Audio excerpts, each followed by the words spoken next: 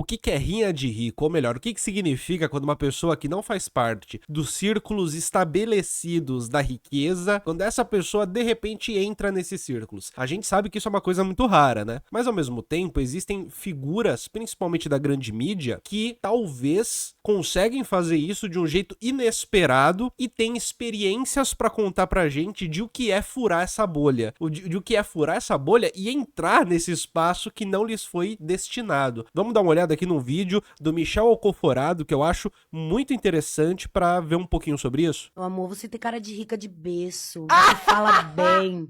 Você sabe que essa distinção entre rico de berço e novo rico é central naquilo que eu vou chamar da rinha de rico, que é como é que os ricos, ou seja, a gente que tem dinheiro suficiente para fazer parte do topo da pirâmide de renda brasileira, quando chega lá em cima, começa a disputar quem é mais rico que quem. E aí os ricos tradicionais e os novos ricos entram numa batalha pela legitimidade do que é ser rico no Brasil. Eu chamo isso de rinha de rico. Mas pra eles, chegaram uma nordestina da favela lá. O preconceito é do meu passado, é de onde eu vim, é de quem eu me tornei. Tipo, porque eu as moro pessoas no querem mesmo- te ver bem, mas não melhores que ela. Então eles não aceitam, porque lá tem um Eu nem diria que as pessoas querem te ver bem, mas não melhores que elas. Isso pode até acontecer intragrupo. Isso pode ser até algo que pode ser comum intragrupo, naquele negócio de que quem se destaca costuma ser prego pra ser martelado, sabe? Prego que se destaca é martelado. Nesse sentido. Mas o que ela tá falando aqui não é as pessoas querem te ver bem. O que ela tá falando aqui provavelmente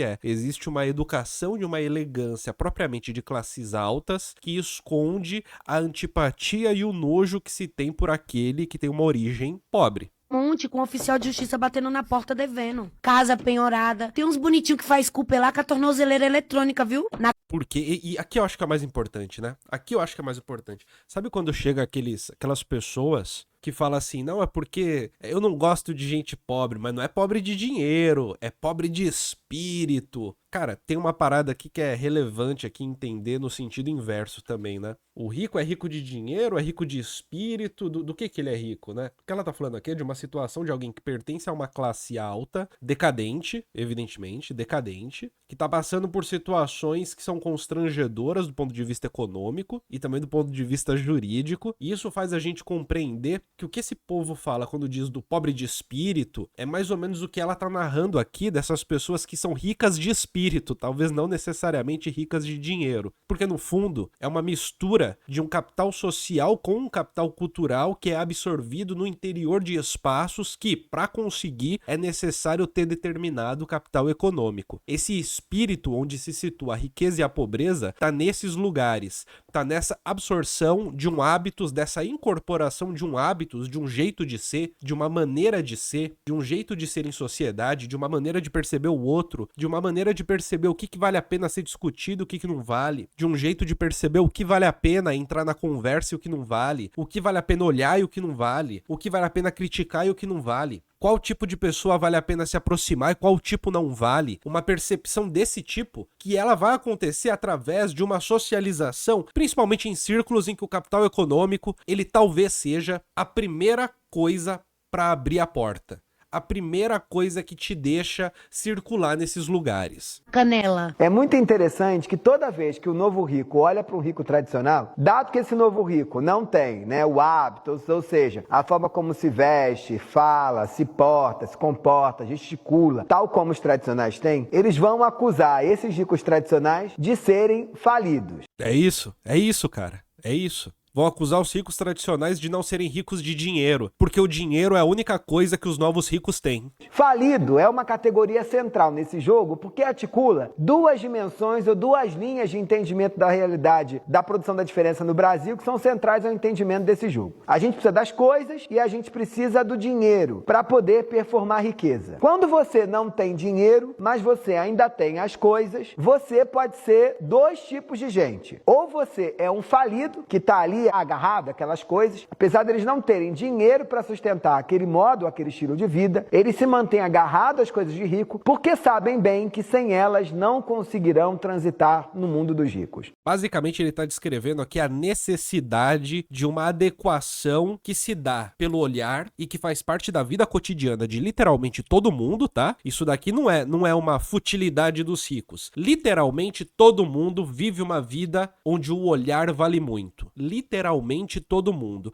Talvez não sejam os mesmos objetos e os mesmos critérios do olhar, mas literalmente todo mundo vive uma vida em que o olhar vale muita coisa. E ele tá dizendo de performar uma riqueza, né? E aqui não é performar nesse sentido que a internet absorveu pra si, né? É performar no sentido de que literalmente todo mundo performa alguma coisa. Não existem comportamentos naturais, porque se um comportamento pode ser reconhecido socialmente, se ele pode ser decodificado, você já não tem a ver muito com natureza. Você tá falando de vida social. Vida social não é natural. Vida social é uma vida em que a codificação e decodificação das coisas acontece a cada instante. A produção de sentido é eterna. Eterna. Então, no fundo, é uma classe alta que se mantém na medida em que consegue performar essa riqueza, seja pelos bens herdados, os bens de família, juntando, evidentemente, também um jeito de ser, o jeito de olhar, os critérios de percepção da realidade, de entendimento do que vale a pena e do que não vale, mas não exatamente com uma renda, né? Com uma renda que todo mês bate, que é uma renda de gente rica. Que é o que a Deolane consegue fazer. Que é o que um funkeiro de sucesso consegue fazer, por exemplo. Por outro lado, você pode ser também um metido a besta. E você aí conhece vários, ou já conviveu com vários metido a bestas. Os metido a bestas são aqueles que não têm dinheiro, mas têm as coisas de rico. E eles performam e transitam pelo mundo dos ricos como se fossem, mesmo quando o mundo sabe, ou todo mundo sabe, que eles não são. Agora, há um aspecto aqui interessante também, né, que Deolane,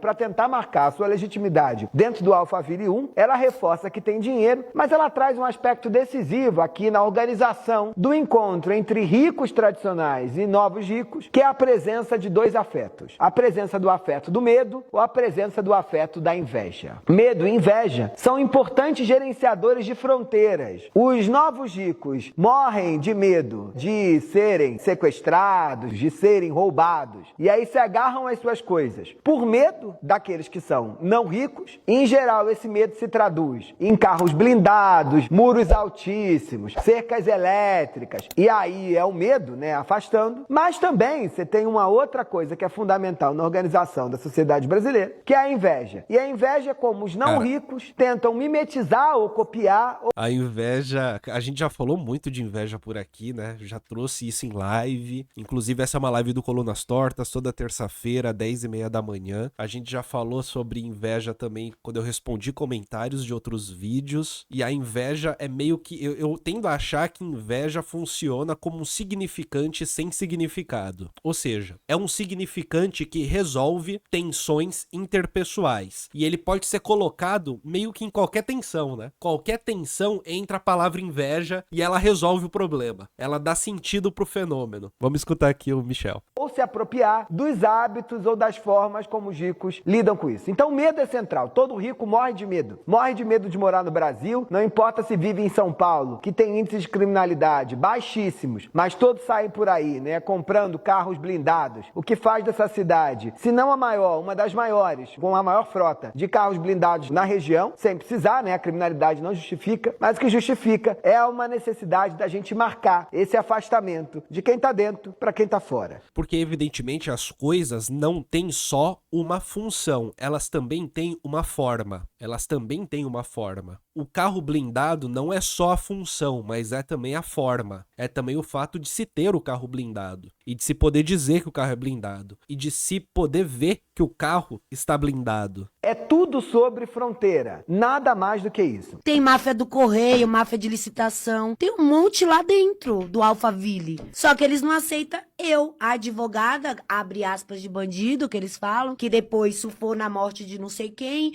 É que eu diria até que não é porque é advogada de bandido, advogada criminalista. É simplesmente por não ter nascido numa família rica. É só por isso. É por não ter o sangue azul.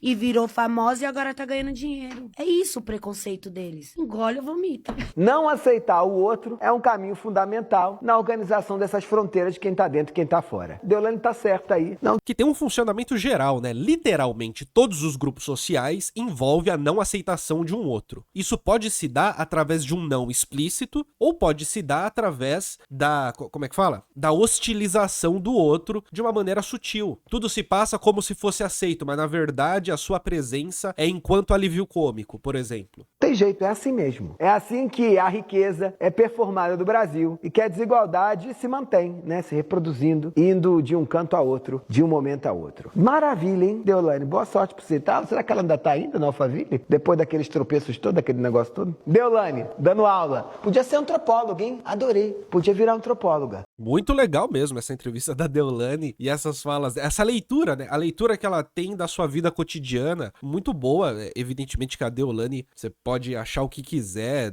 de como ela é, sei lá, qualquer coisa assim, mas evidentemente ela tem um olhar um pouco mais apurado pra falar sobre vida cotidiana e sobre as relações que se tem ali no cotidiano, pra entender essas pequenas coisas, né? E pra também relacionar o fato de que você tem ali a tornozeleira eletrônica da pessoa de família tradicional, mas não aceita ela porque ela veio de baixo. Documentário Entre Muros de Alphaville, diz a Ruth Garcia. Esse documentário é muito bom. Umas entrevistas amalucadas que mostram o pessoal de Alphaville que tem uma visão muito específica do que é São Paulo, né? Uma visão, um lugar específico, sai essa visão específica. Um exemplo de casta, continua a Ruth, é o primo rico falando que não conseguiu comprar um relógio na Suíça porque não era um cliente antigo da marca. Para comprar a marca tem que ter uma fila de espera. Esse é o exemplo também de capital social, da ausência do capital social.